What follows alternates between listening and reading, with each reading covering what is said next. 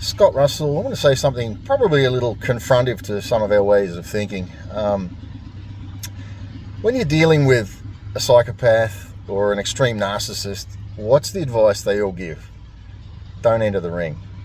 You go in to fight, they feed off it. They feed off the fight. Any negative attention or attention, it's attention, and they feed off of it. And they take that energy and that power, they turn it around and they use it back on you. And if you've ever been in that situation, you'll fully understand what I'm meaning there. So the only way to fight is to not fight. You don't enter the ring. You live peace, you live life, you live joy, and you move forward in what's right for your life. And let them suffer in their misery. Let them suffer in what they're doing and creating around their life. And ultimately, they will face the consequences of their actions. May not be today, it may not be tomorrow, but it will be. Because as sure as gravity exists, you drop something, it goes to the ground. As sure as gravity exists, you can never beat the law of gravity. You can never beat it. And there's another law you can never beat, and it's called the law of what you sow, you reap. If I put wheat in the ground, wheat grows. And if I put bad seeds in the ground, bad things grow. And when we feed evil, we feed negativity, we live at negativity. These people are evil. What they are doing, they have surrendered to it. These globalists' agenda and the people that support them. If you feed it, you're as bad as them. And I've had a lot of experience helping addicts, and one of the things I say to them is stop trying. Stop trying to quit or not quit, and find your peace and live in peace. Get out on the beach and walk, empty of everything. Just be at peace in yourself. Face the demons that are lying to you about yourself, and deal with it. Because we all hide the stuff at the core level of our life, which really ultimately comes down to the fact we don't feel loved. And so we have what a friend of mine calls the orphan heart. Our orphan heart is constantly trying to get attention, constantly trying to be heard, constantly trying to feel like we matter.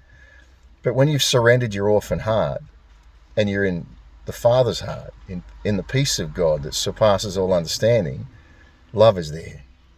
And, I've watched people from afar that are struggling with love. They've experienced love, but not a deeper level of love, unconditional love. And it's very disturbing because it's very fearful because it can't be controlled, and it's so risky to your brain, but it's not when you enter it. So I think the globalists have plans, general plans, like, yeah, we're going to crash the currencies, but as a something I think they're doing it gradually, hoping that there'll be a transition across. But if the people rise up too much, they'll just crash it, boom, in a shock and awe style campaign.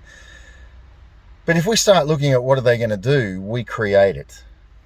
I left a toxic relationship. Well, I didn't leave it, it left me. And I never I've never looked at what she's doing. I've never tried to keep up with what she's doing.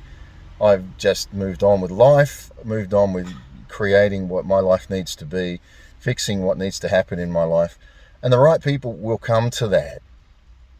But if I feed on what a previous ex is doing, she's still going to control my life from afar, and that's just not going to happen. And I'm using that as an example because many of you have walked the same path. You know what I'm talking about. The globalists are doing the same thing. They don't know what people are going to fear. That which I fear greatest has come upon me. When we fear it, we create it. That's why if you get the drama, you live in the drama, you're living in what are they doing next? What are they doing next? Now somebody says something and you run with it. Yeah, that's what they're doing. I know this is terrible, and we're creating it. But follow the peace, walk in the peace, be the peace. And as you do that, you diffuse their power and you empower your life. Truth cuts through every lie. Truth cuts through every lie. Let it come through for your life and walk in the fullness of what it is for your life. Then you'll have the peace of God that surpasses all understanding. So don't worry about what they're doing. Don't worry about it. Follow and walk what you know needs to be for your life. The steps of a good man are ordered by God.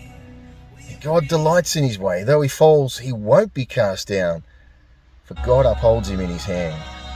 And the music's kicking in here. So, when you walk in your peace, God upholds you. He walks with you. He fights with you. And he keeps you. So, order your life. Get things in order spiritually first at the foundation and build from there. And what's that? Get to truth. Come on. And I tell you what, when you face truth in your life, if you've been living in lies, some people are going to leave your life. Then there's others that'll love you for it. Faithful are the wounds of a friend. I love having people near me that speak straight. Doesn't mean they're right or wrong, but I love it that they don't hide their agenda. They'll speak straight of what's going on, and I know how to deal with that. But the people that want to tiptoe around behind the scenes and passive aggressive and all that sort of thing, I just don't enjoy that. I don't want to be near that. I'm a man. Tell me what's up and let's deal with it and keep loving. And I see love as being straight. Saying this is what life is, this is what I want, this is where it needs to be. Let's talk about this and move forward. To me, that's building a relationship. If you're somebody that's built on lies, let God unstitch it. Let the truth come through. And don't empower the lies by giving them attention. They're meaningless. They're effortless. Just walk away from them. Walk away from them. And you watch how quickly life turns around. God bless.